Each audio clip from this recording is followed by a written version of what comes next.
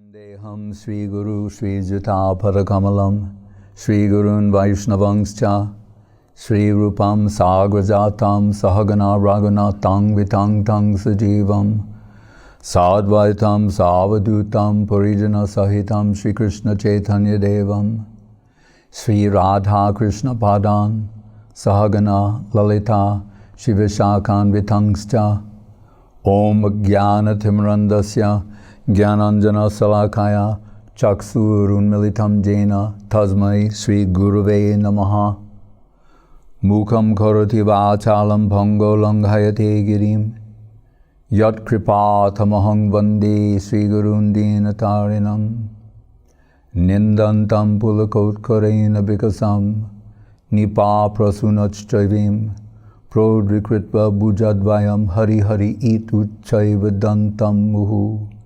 Nrityantam Drutamasru Nirjara Chaye Sinchantam Urvitalam Gayantam Nija Parasadai Parivratam Sri Gaura Chandram Numa Ananda Lila Maya Vigrahaya Hemava Divyachchavi Sundaraya Tasmai Mahaprema Rasa Pradaya Chaitanya Chandraya Namo Namaste.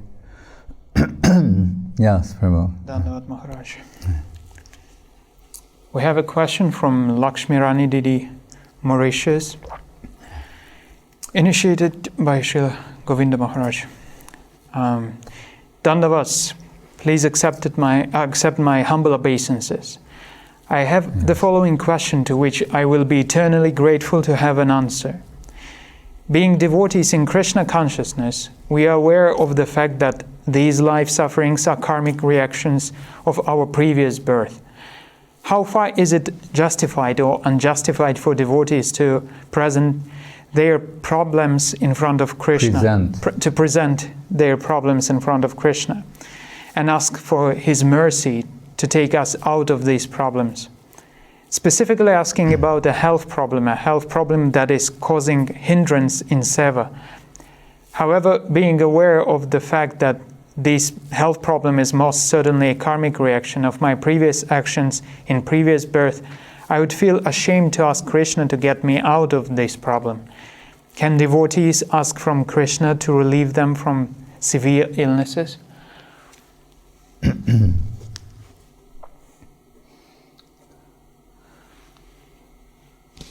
I think that she knows the answer to this question because it's within her question.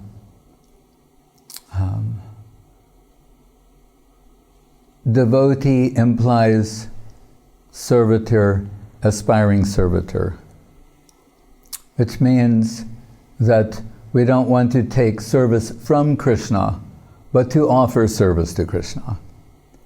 Right?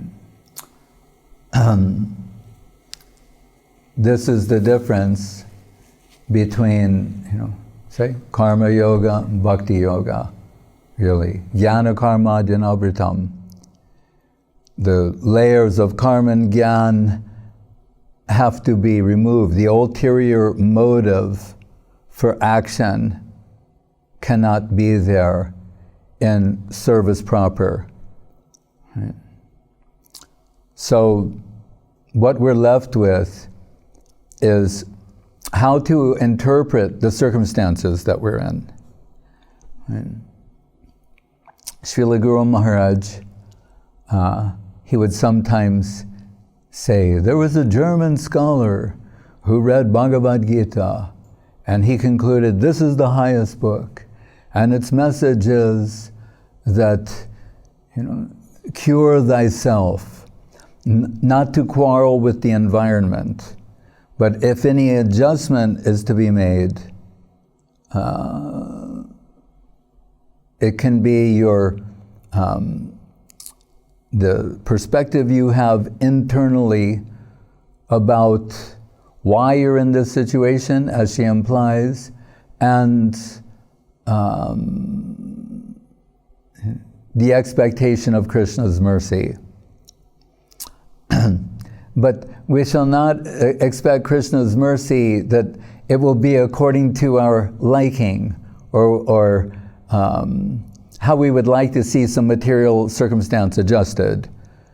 Because then, again, we would be putting ourselves in the superior position and asking Krishna to serve us. We're told, Bilva Mangal Thakur says in one place, Mukti Mukali Tanjali Sevate Sman Dharmartha Kama Moksha Dharmartha Kama Pataya Pratiksha. I forget the words now. Samaya Pratiksha. Right. Saying that Mukti, the Siddhis, everything is waiting with folded palms to serve the devotees. But we're told by our Guru Varga, they're not employing that. They're not taking advantage of that on their own accord. So from a pure devotional perspective, the only concern is, what is Krishna's desire? What is the will of Krishna? Krishna Icha, the will of Krishna. Right? So it may be that adverse circumstances are favorable to devotional culture. That's also possible, as we see in the prayers of Queen Kunti, Vipadak Shantu Shashvat Tatra Tatra Jagadguru Bhavato Darshanam Yatshad Apunar Bhava Darshanam, where it's quite peculiar to hear her say that when everything is harmonious from a material point of view, there's a tendency to be distracted, lulled into complacency by that, and the implication being forgetful of you. Guru Maharaj reminds us, he says, the only thing we have to fear is Maya and forgetfulness of our Lord and our guardians, Hari Guru and Vaishnava. He's saying forgetfulness of our guardians, that's the cause of the disastrous situation that we find ourselves in. Which is what? A world that's characterized by the miseries of Janma, Mrityu, Jara, Vyadi, Dukkha, Doshano, Darshanam. Right? These are the inescapable sufferings of material existence for everyone and different stages of life or existence.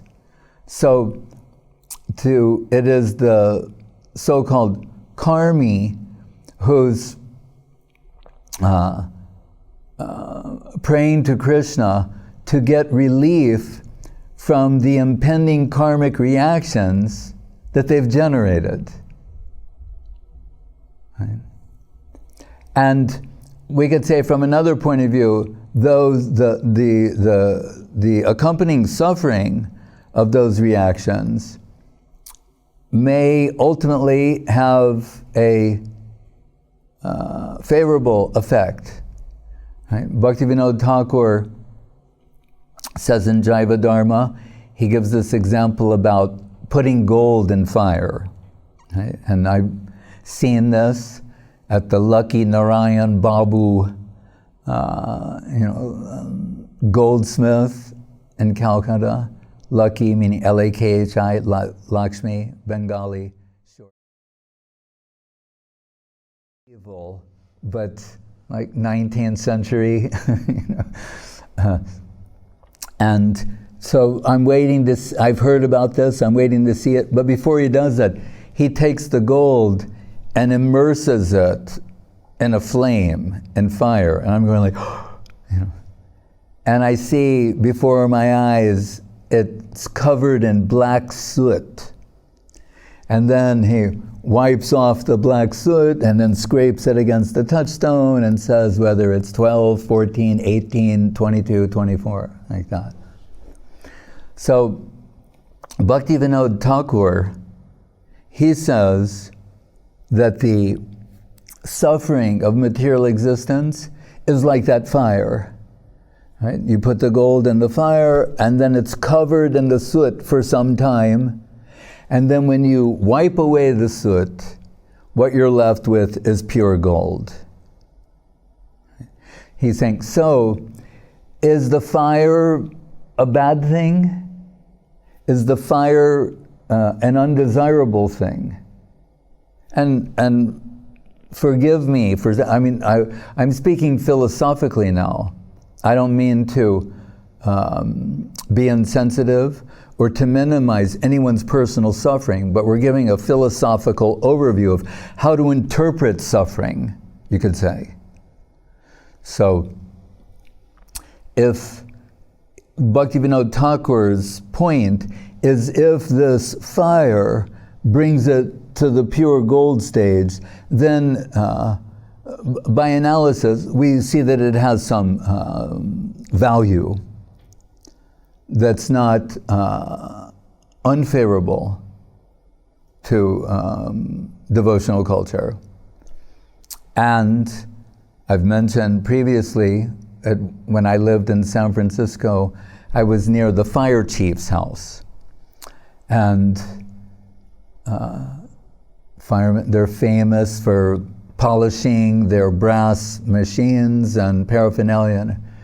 And there was a plaque outside that was very shiny and bright and looked like it was being polished daily.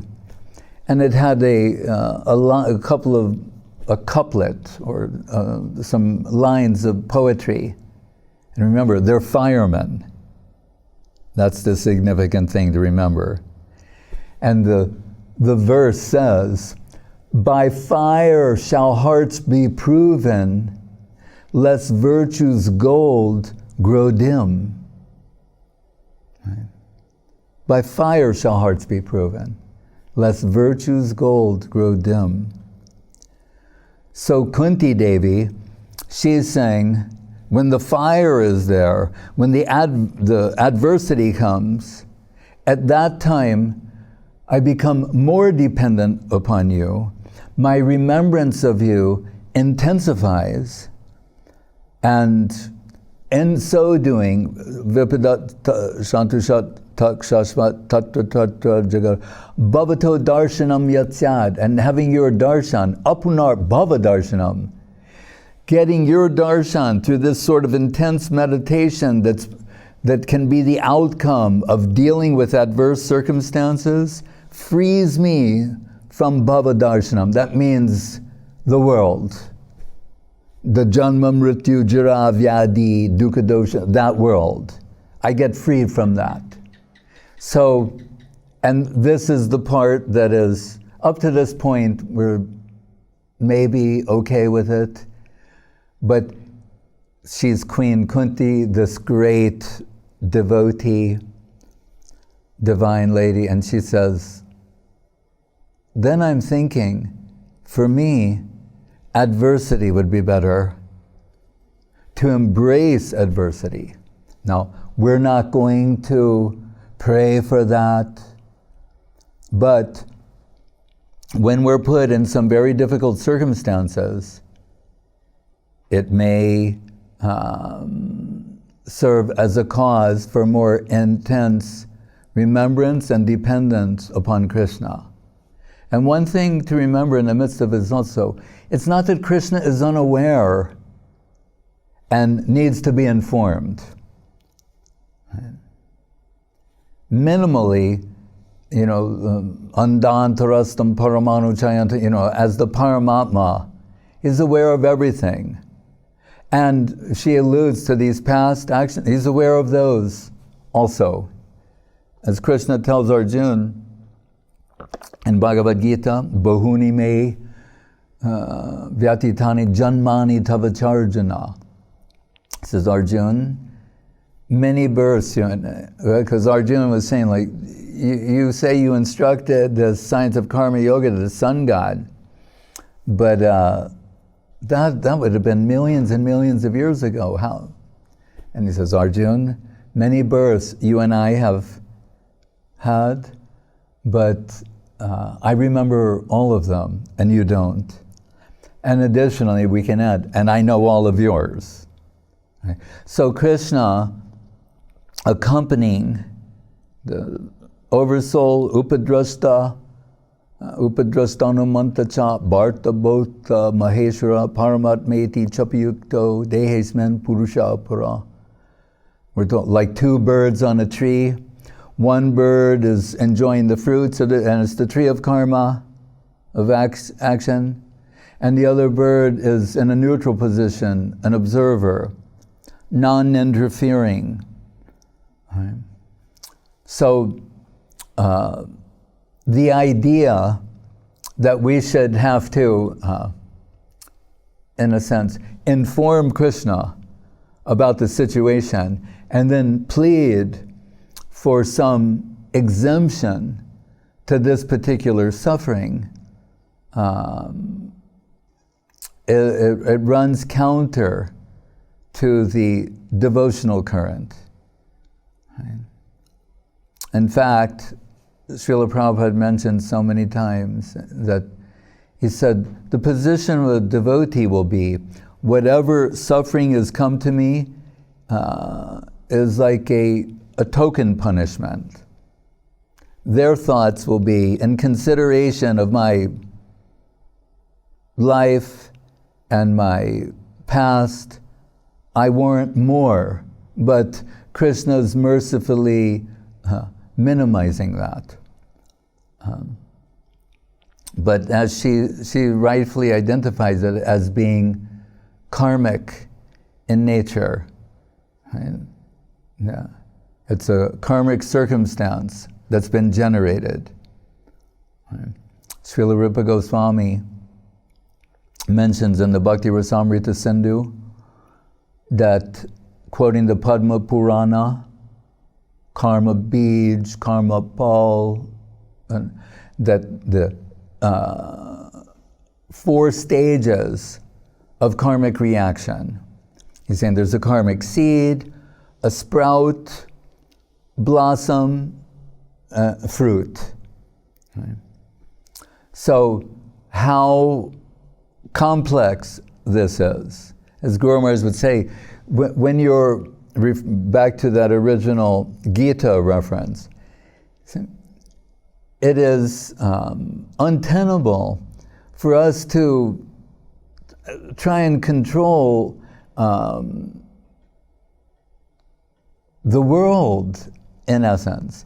There's so many karmic actors. We're not the only one. Right?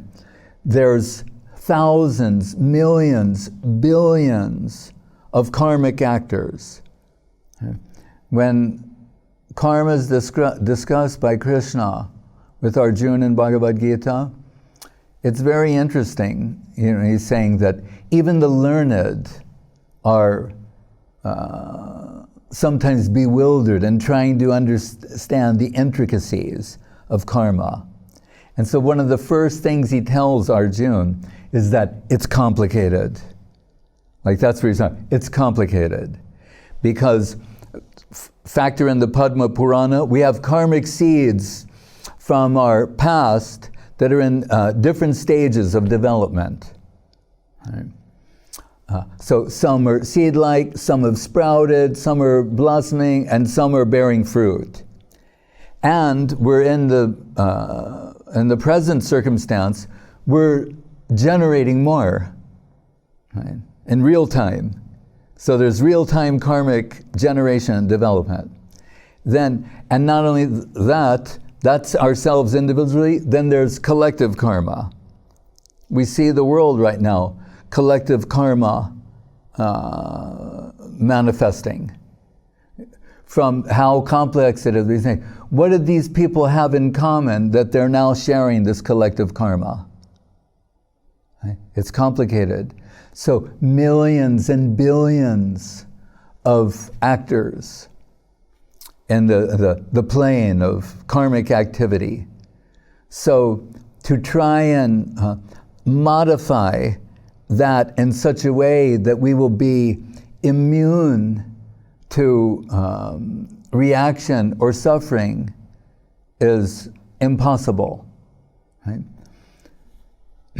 What we can do is interpret. It's how we interpret these circumstances. That is left to us. Right? So earlier in the Bhagavad Gita,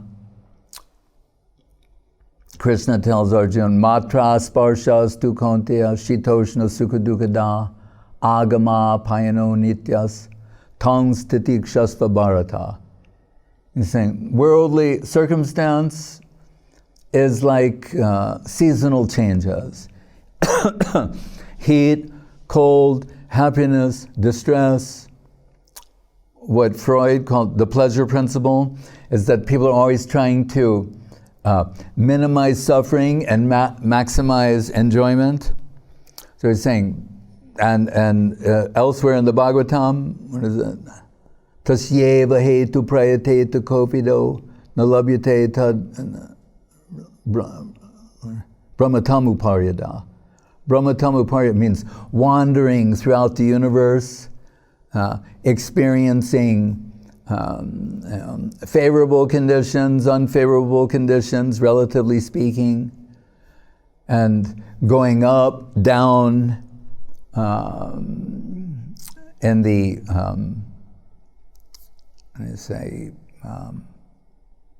in terms of mundane assets. Like what does it say in the Gita?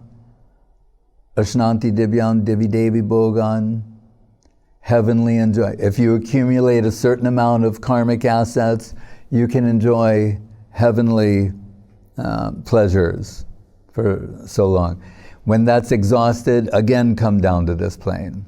And it's also possible to rescend lower. So, Krishna tells Arjuna, so what should be your default mode? Toleration. Tangs titik shasva bharata. Then you can't control the weather, you can't control these karmic circumstances, this vast complexity. So Arjuna, tolerate it. That's the first plan for defense, to be tolerant. But Guru Maharaj tells us in the Bhagavatam, it goes deeper, beyond the advice to merely tolerate. And the prayers of Brahma, the Brahma Stuti, Tatenu kampam susamikshamano, munjana evatmam kritam vipakam, ridvag vapubir, vidadam namaste, jiveta yo mukti pade sadayabak. So back to how we perceive the circumstance. So samiksha means to examine, right? But here it says tatenu kampam susamiksha. Susamiksha means to scrutinize, to use greater scrutiny. And what it means is, on one level, we see this is undesirable, or an impediment, an obstacle. And in that sense, unfavorable, undesirable, unwanted. It's a cause of disturbance in our lives. Frustration. He's saying, but that's from one level of observation and analysis. Susamiksha means, but if you look deeper, go deeper beyond what is observable. He said, then you will see, and this is devotional culture, the friendly hand of Krishna in the background. And you might think, well, why would friendly Krishna do something like this to me? Gita, Bhoktaram Yagya Tapasam Sarvaloka Maheshwaram Suhridam Sarvabhutanam Gyatva Mam Shantim Richtiti. There is an analogy. I'm controlling everything. Sarvaloka Maheshwaram. Right? Everything's ultimately meant to please me. Bhokta. Bhoktaram Yagyata. It says yagya, I mean the outcome of whatever it is you're doing. If you're doing something substantial, it's meant to be I'm the Yagyabhuk, the enjoyer of that. And remember, in these prayers of Brahma, that it's Brahma who also said, I'm familiar with him as Yagyabhuk, who at the end of the yagya, the sacrifice, it's, that's how the Lord eats, Lord Narayan. But that personality could be sitting on the banks of the Jamuna with his cowherd boyfriends having a picnic. That I never thought of. This is, remember, these prayers are when Brahma's realizing the mistake that he's made. He's mistaken the youth and the childlike nature and pastimes of Krishna as some sort of disqualification for divinity. He's saying, now Narayan, that's a God we can all believe in. But that this boy, and I see all these gods and goddesses losing their minds, singing and dancing, praising him as if he's the supreme reality. So it was Brahma who made this point about Yagyabhuk, so that he normally, after he's come to his senses, saying, normally you, the culmination of a yagya or sacrifice is in feeding you. But here, who could imagine such delightful pastimes with you having a picnic with your intimate friends on the bank of the Jamuna? So, Bhoktaram yagya tapasam sarvaloka maheswaram. Then you think, so someone in such a big position, how could they have any interest in us? The supreme controller of everything? The saying, not a blade of grass moves without the will of God, comes to mind. And also that once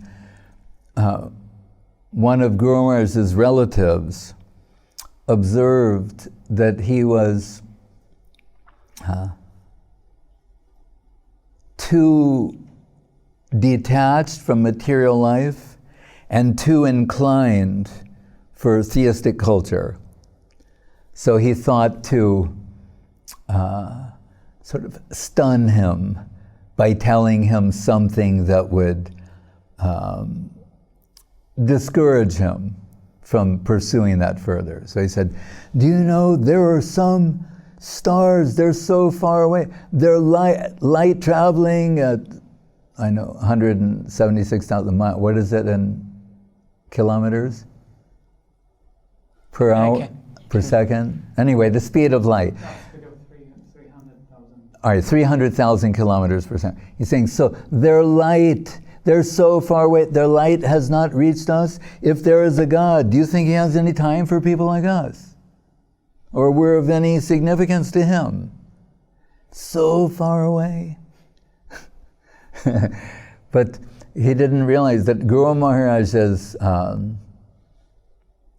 you say, regulated by Shastra and Shastric evidence, even when he was very young.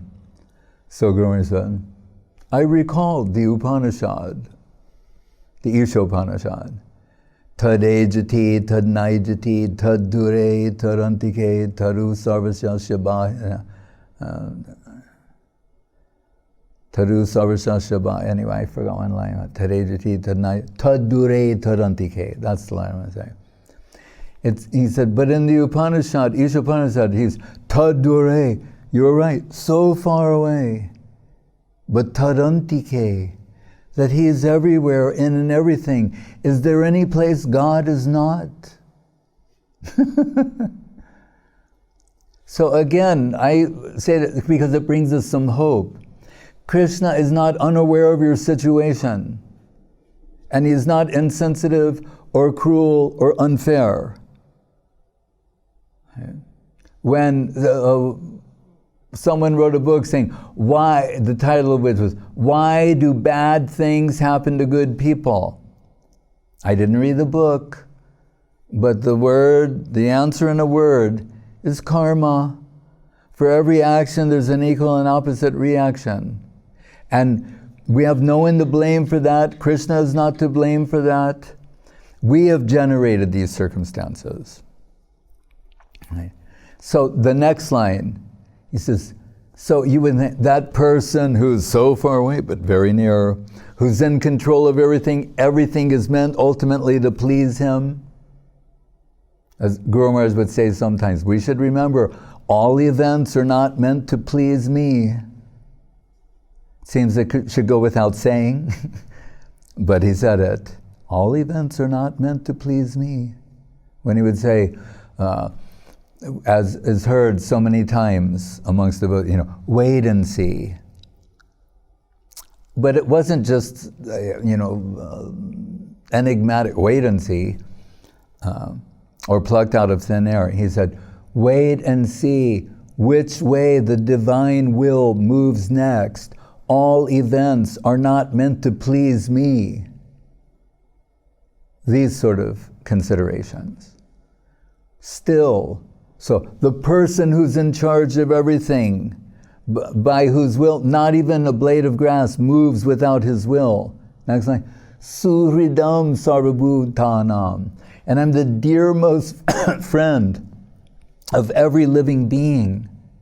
I'm friendly to you. I'm not inimical to you.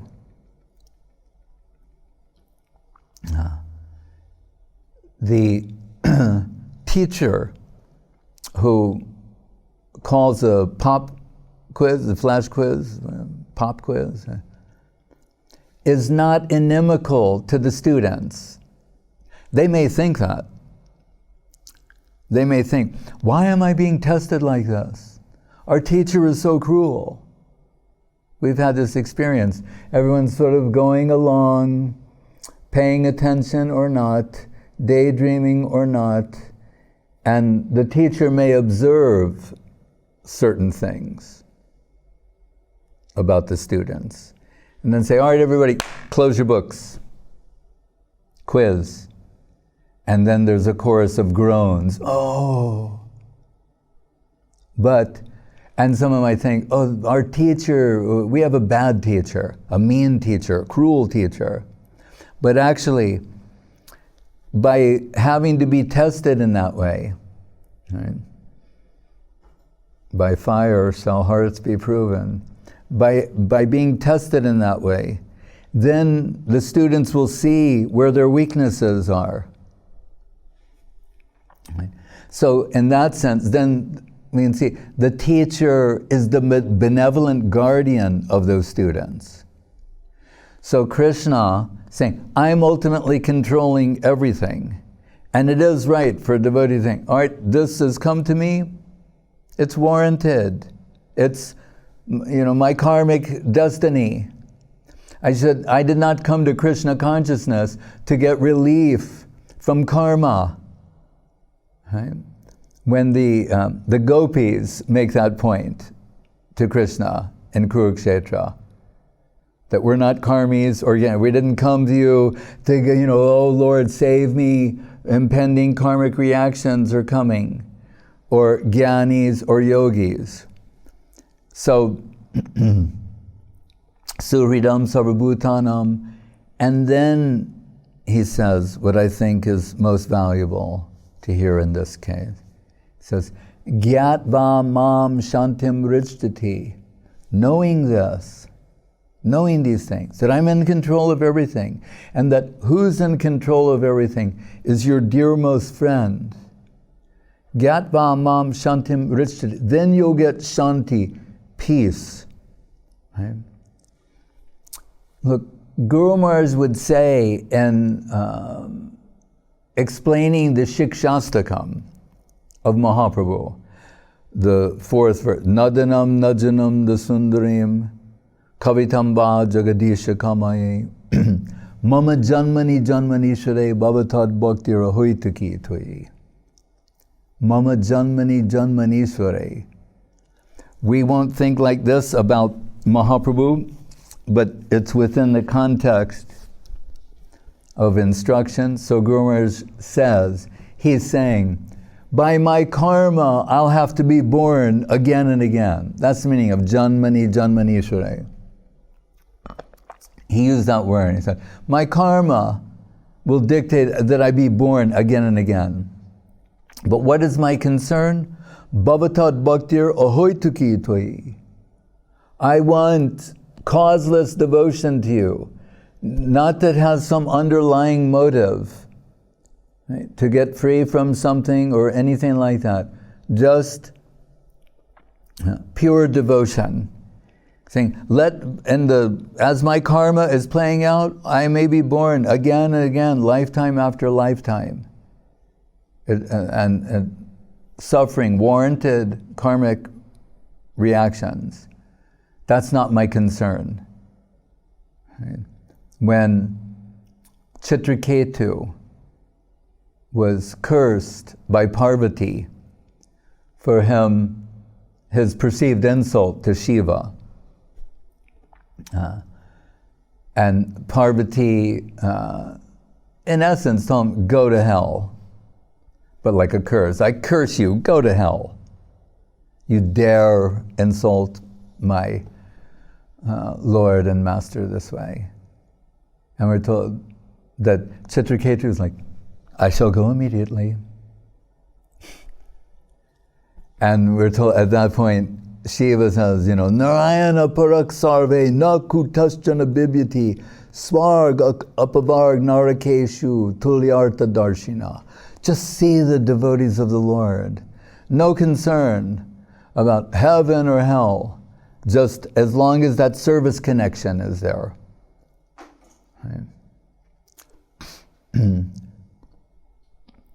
And we're called to mind the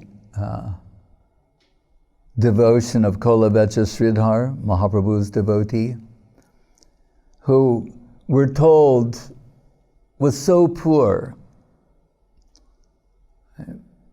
that he's selling plates and cups made out of plantain leaves. Right? But whatever income he gets from that, 50% is immediately employed in Ganga Puja. Right? He's so poor. 50% in Ganga Puja. And on the other 50%, somehow surviving. How poor was he? We're told he had this water pot that was basically like corroded, rusted, had hole, it was a discarded, useless water pot. But when Mahaprabhu came from the inauguration of Nagar Sankirtan, the Nam Sankirtan movement, that evening when with torches they went to the streets and the sky was illumined like the Brahma Jyoti. They're taking the holy name of Krishna. From all the singing and dancing, Mahaprabhu was thirsty. He stopped at Kolavecha Sridhar's, and devotees were like, no, they didn't want. And he took that water pot and drank it like he was ingesting some sweet nectarine substance because of the devotion of Kolavecha Sridhar. So during the Mahaprakash, remember, he's come as to explore Bhaktabhav, as a Swa Bhaktebhya Sudham Nidabhajanam Upadishan, Mudra Upadishan, with his devotees. But there are, on the road from Bhaktabhav to the depths of Radhabhav, his his temporary insanity is to show his divinity. So, and the Mahaprakash, he's on the Vishnu throne, the Singhasan, and he's as the original Supreme Personality of Godhead, benedicting all the devotees with whatever their heart's desires are. He's offering that to them. It's like a special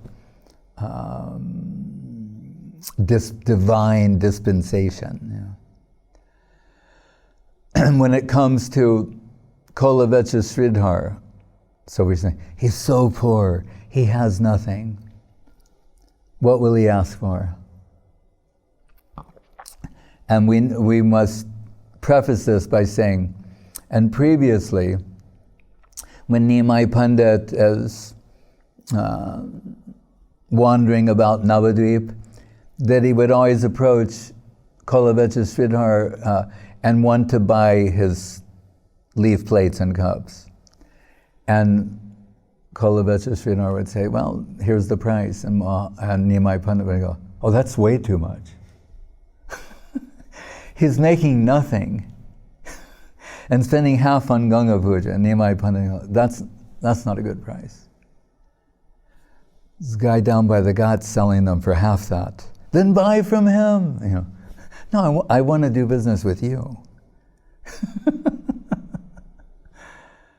And so he would always haggle and get him to give a special discount to them. The man who had nothing would discount further and further and further. Tolerate this apparent abuse of Nimai Pandit. So when it came time in the Mahaprakash, Sridhar, whatever you desire, I'll grant that to you. He said, my Lord, my only prayer is that Brahmin, Nimai Pandit, may come birth after birth and cheat me as he does. And that's why a spotlight is shown upon him as being a pure devotee. So, but as circumstances become more adverse, does Krishna become more merciful? Right? It's mentioned, alluded to in the Bhagavatam, that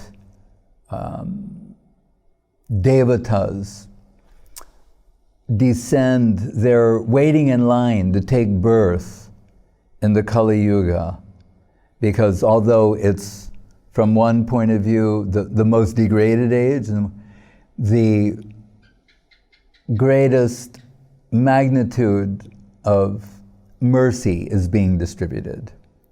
Kaler doshini de rajan, asti heko mahagunaha. That if we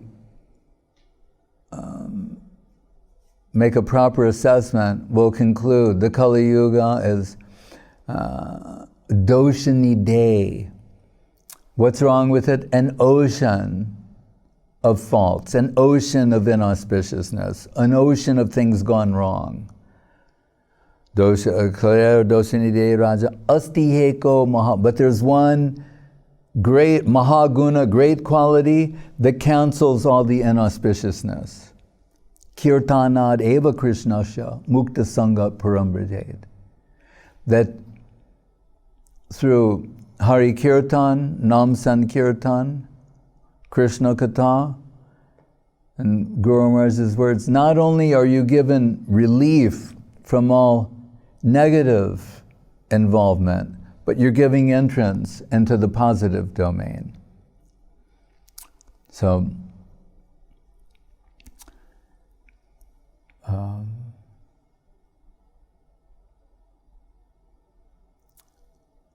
in the Prapanna Jivanamritam, and also in his talks, Srila Guru Maharaj, when he's talking about surrender, Sharanagati, he says, Goptritve Bharan, that is the Mukhya Anga, the principal limb, and all the others are Vaibhavs, or extensions of that.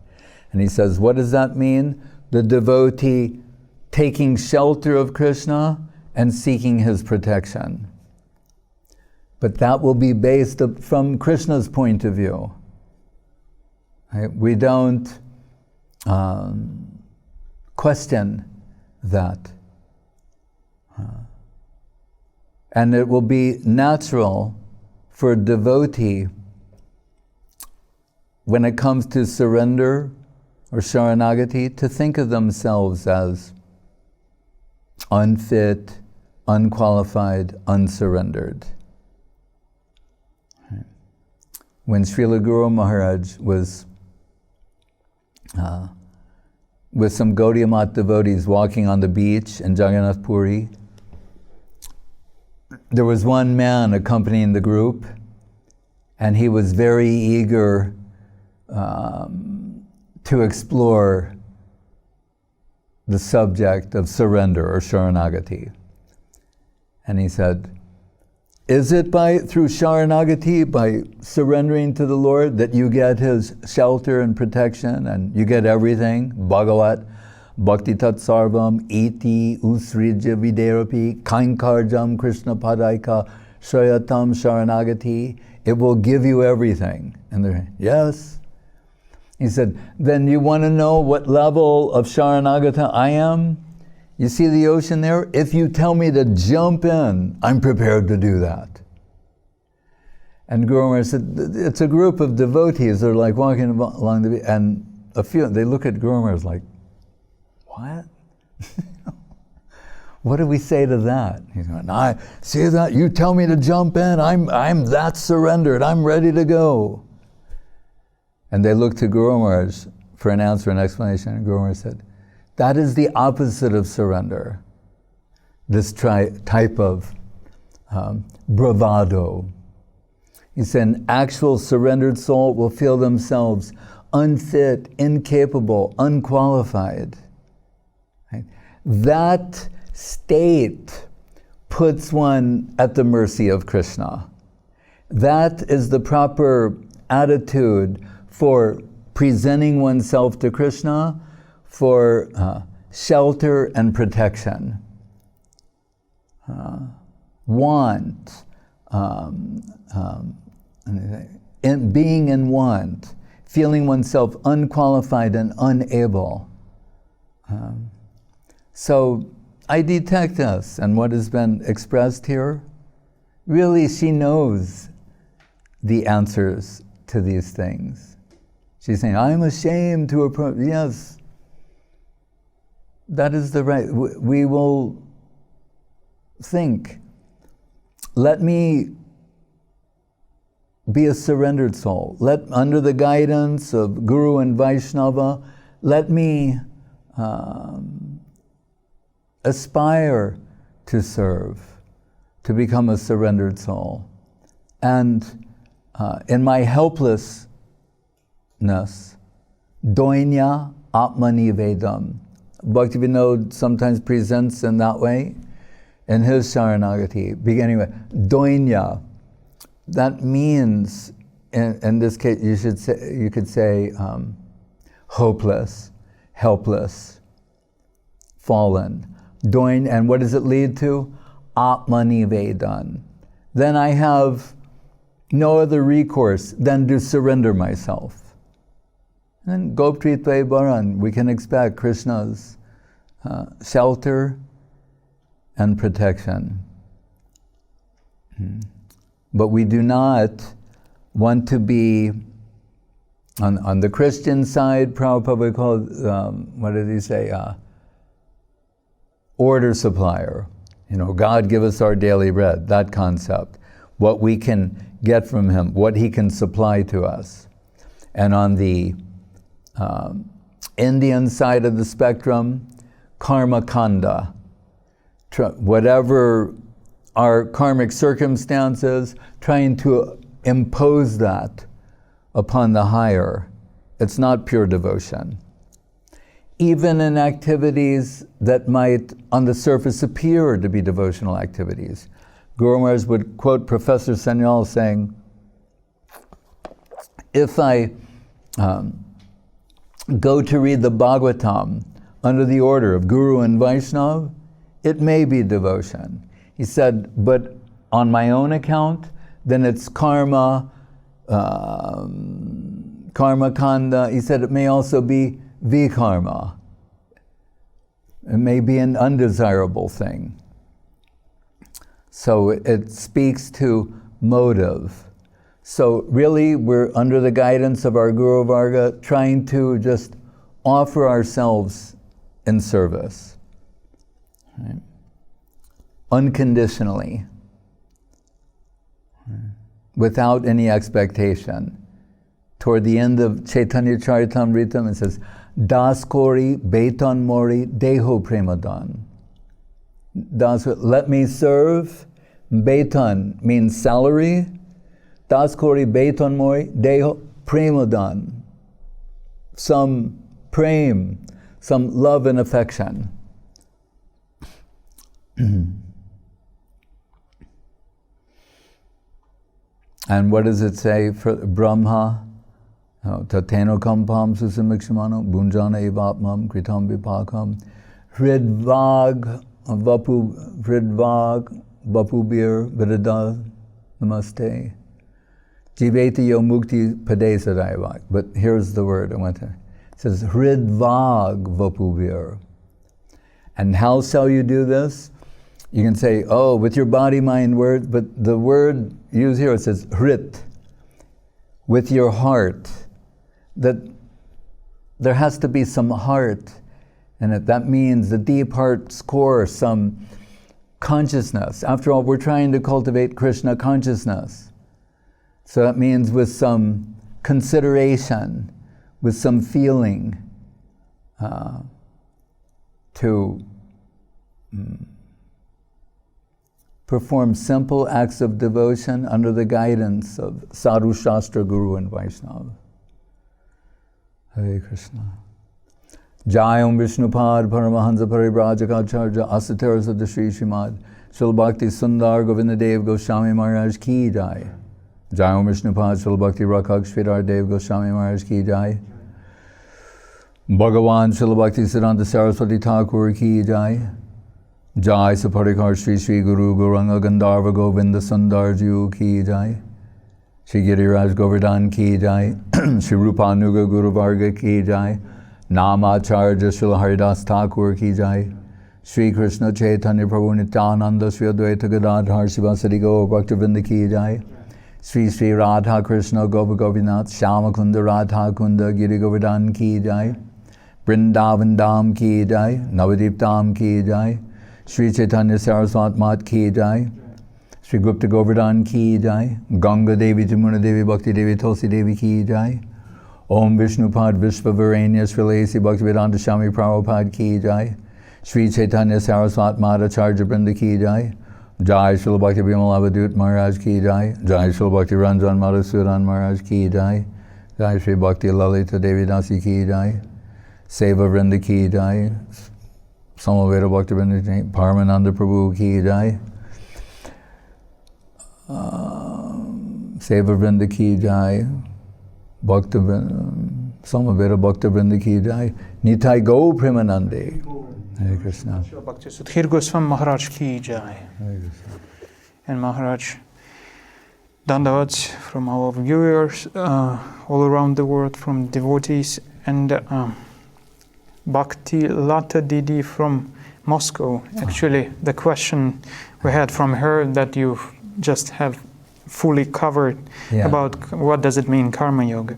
She sends her Dandavats. Madhavendu Prabhu, Belarus, Ukraine. Krishna Sharan Prabhu, Hare Krishna. Dandavats. Gaur Shakti Das, Adelaide. Hare Krishna, Dandavat Pranams to Srila Goswami Maharaj. Thank you, Maharaj, for your amazing pravachans. We are grateful for your wonderful service. Your significant slave, Gaur Shakti Das, Adelaide. Kshama Buddhi Prabhu, Suchitra Didi, Kaushalendra Prabhu, And Lakta. Nadia Barandich, no spiritual name mentioned, but she's offering dandavats and flowers, emoticon flowers. Dhananjay Das dandavats. Which Dhananjay? Russia, Siberia, Bersk. Dandavat Pranams, Srila Maharaj from Nam Hikshudas in New York. Relishing your kathas daily. Thank you for doing this consistently. Ratin Prabhu, Moscow, Dmitry Dimitrenko, Bhaktilata Didi, Moscow, Eram A, Madhur Sundar Prabhu, Madhavi Didi, Hungary, Dhananjaya Prabhu, Rome, Praneshwari Didi, Ajita Krishna, Audarya Leela Didi, Ratin Prabhu again, Atala Krishna Prabhu, Hungary. Atul. My bad. Atul Krishna Prabhu, Hungary. And this afternoon, Hrishikesh Maharaj from Abkhazia was sending his dandavats to you and all the devotees. Jai. Vansakalpatribhyascha kripa sindhuveva cha patitanam pavanebhyo vaishnavebhyo namo namaha.